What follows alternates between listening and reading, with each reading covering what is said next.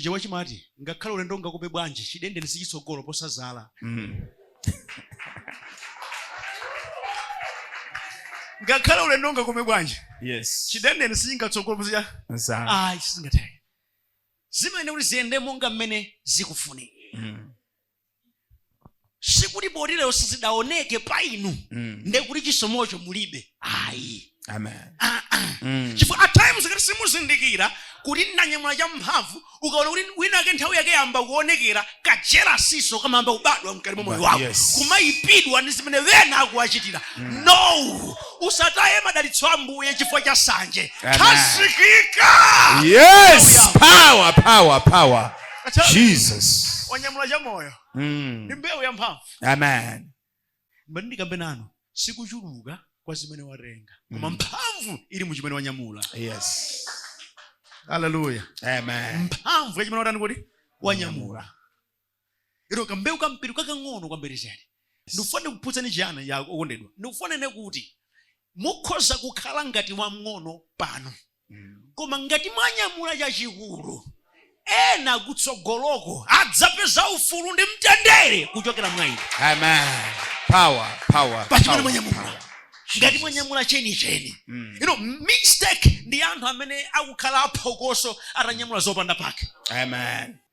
Ine ndimayenda mandela ambiri ukalalikira kana uone kuti anthu ambiri akukhala busy ndi za mawu a Mulungu ngati zenizeni. But the question is mwanyamula chani? Chisomo cha Kristo Yesu ndi chodabwitsa. Yes. Amaposa makalalikira nthawi inake ndili mwa munthu nzankhani ya Yosefe onyozeka kamwana kopanda pake. Koma mkati mwake munali cha mphamvu ndi cha moyo. Chooneka chaching'ono nthawi imeneyo. Chifukwa mudati muone maloto amene amalota anali maloto onena kuti ngakhalenso iye ngati mwana mango akamba kwa wina aliyense. Sanga sakumvetsetsanso mphamvu yake at that time. Ine nalota mtolo wanga unayimirira yanu inagwa noseni.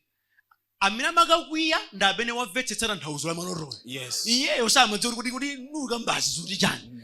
Ndi anthu iwe ngakhale fumu yathu koma bola mwavabe. Mwakwiya koma mwavabe. Mwakwiya mwavabe. Nthawi ina walotaso akuti angakhale mwezi ni dzuwa sinali kulikwadira. Makola kodi umalota zotani? Unena kuti ife tanthauzo alidziwa lokha. Iko tunena kuti ifeyo tikapeka kuti mkwaiwa.